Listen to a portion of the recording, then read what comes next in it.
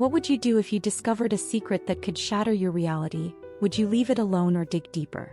Welcome back to Web of Lies, let's dive in. My name is Sophia, and when I discovered a secret that shook my reality, I couldn't leave it alone. This is my story. I had always believed in the stability of my life. I was married to Daniel for nearly a decade. I found comfort in the predictability of our love.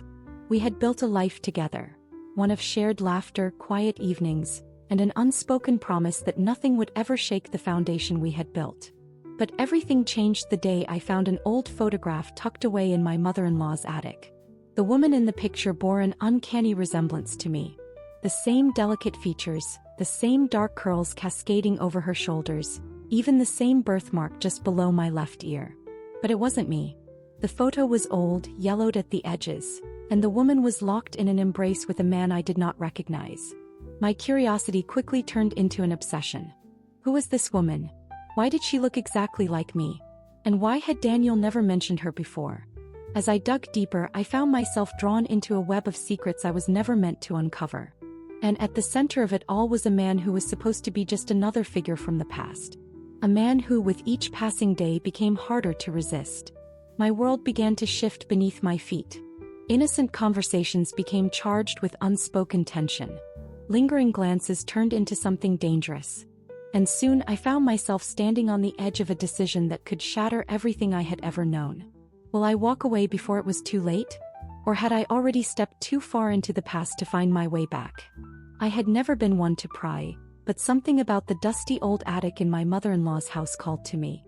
It had been years since I had ventured up there, climbing the narrow wooden staircase, the air thick with the scent of aged paper and forgotten memories. I had been searching for an old recipe book my mother-in-law swore was up there, but my attention shifted the moment she spotted the leather-bound album tucked beneath a pile of yellowed newspapers. The edges were frayed and the spine cracked with age, but as I flipped through the pages, I found myself mesmerized by the black and white photographs inside.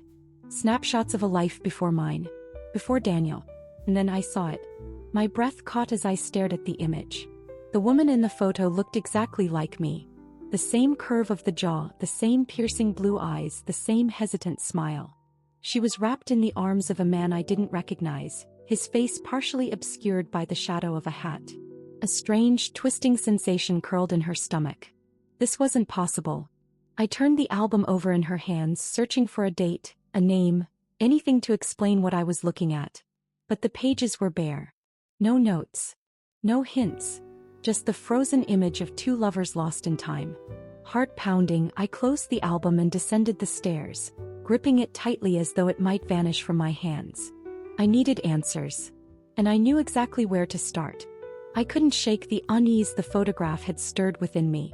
I sat at the kitchen table that evening, the album open before me, staring at the woman's face as though willing it to reveal its secrets. Daniel was in the living room, absent-mindedly scrolling through his phone, oblivious to the storm brewing inside me. The more I uncovered about Daniel's past, the deeper uneasiness grew. The woman in the photograph, her mirror image, remained a mystery.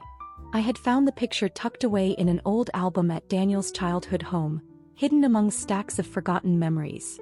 Late at night, when Daniel was fast asleep beside me, I would stare at the image, searching for clues. The woman's eyes held a familiar sadness, the kind that spoke of secrets too heavy to bear. I needed to know who she was and, more importantly, what connection I had to Daniel and me. I wanted to bring up the photograph to Daniel, but I decided against it. I decided to start my investigation where I found the photo. One afternoon, under the pretense of needing design inspiration, I visited Daniel's childhood home, Richard's house. The air inside felt thick with history, every corner whispering untold stories. I wandered through the rooms, taking in the carefully arranged furniture, the neatly stacked books, the faint scent of tobacco lingering in the air. Looking for something? Richard's voice startled her. I turned sharply, gripping the edge of a nearby table to steady myself. He was standing in the doorway, his gaze sharp, assessing. "I was just admiring your home," I said, forcing a smile. His lips curved in the ghost of a smile, but his eyes remained unreadable. "There's not much to admire." I hesitated before speaking. "Who is she?" Richard's expression barely flickered, but I saw the way his fingers tightened around the glass in his hand. "Who? I pulled out the photograph, holding it up between them. This woman. She looks like me. For a moment, Richard said nothing. Then, with deliberate slowness, he took the picture from me and studied it.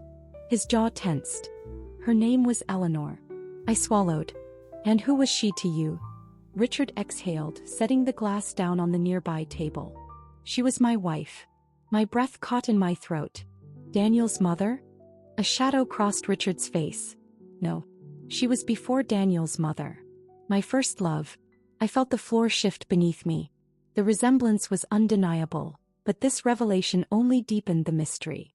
If Eleanor had come before Daniel's mother, why had no one ever spoken of her?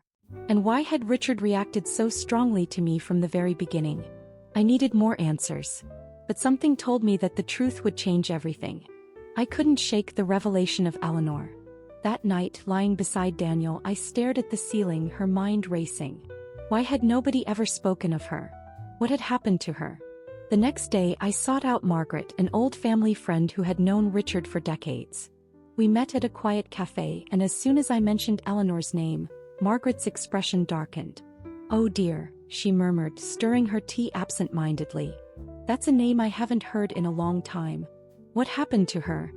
I asked. Margaret hesitated before answering. She and Richard were inseparable once. Young, wild in love. But something changed. One day she just disappeared. My stomach twisted. Disappeared? Margaret nodded. No one knows for sure what happened. Richard never spoke of her again. And not long after, he met Daniel's mother. My hands clenched on my lap. A missing woman.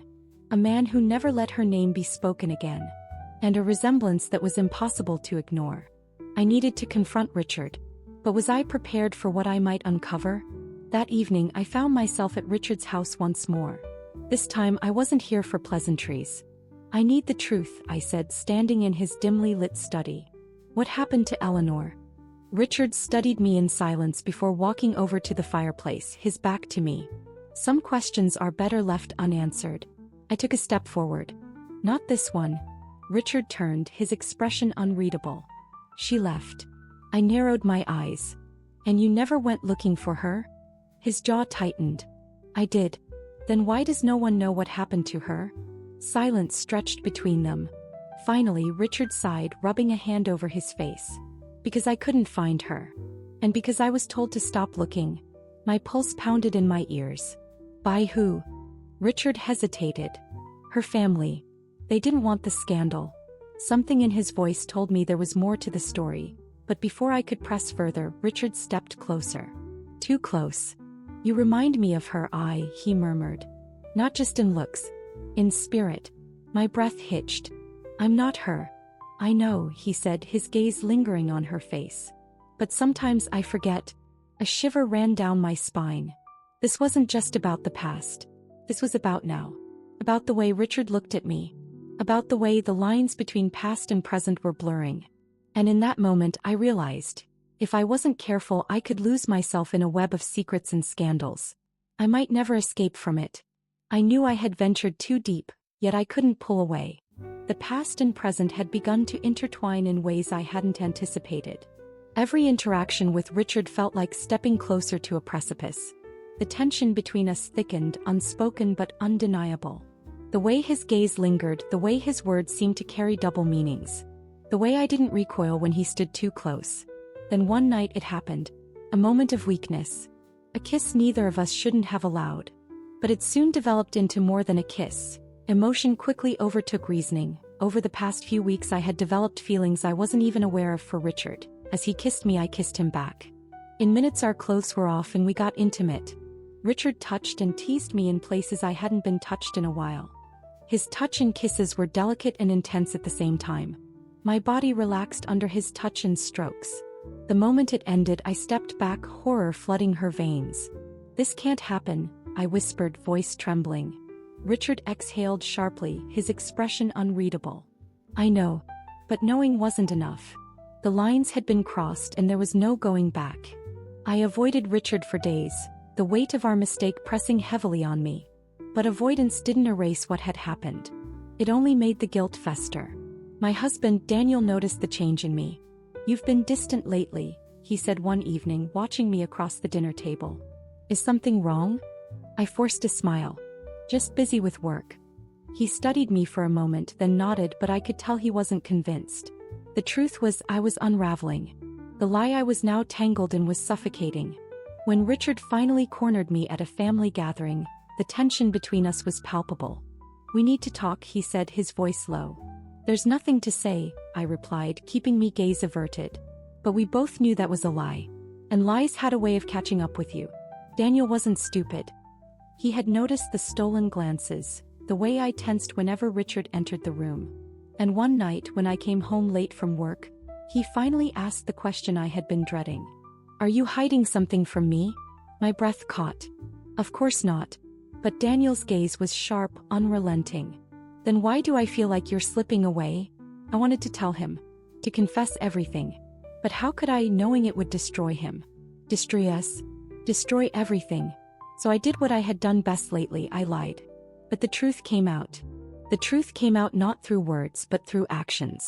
A misplaced phone call. A lingering touch that someone else noticed. Whispers that made their way back to Daniel. When he confronted me with undeniable proof, I saw the devastation in his eyes. How could you? He whispered, voice raw with betrayal. I had no answer. No excuse. Because the truth was, I had let it happen. And now I was losing everything. The fallout was immediate. The family took sides, some blaming Richard, others blaming me. But the worst part was Daniel's silence. He moved out of our home, leaving behind only emptiness. And I was left to face the wreckage alone. Richard reached out, but I ignored his calls.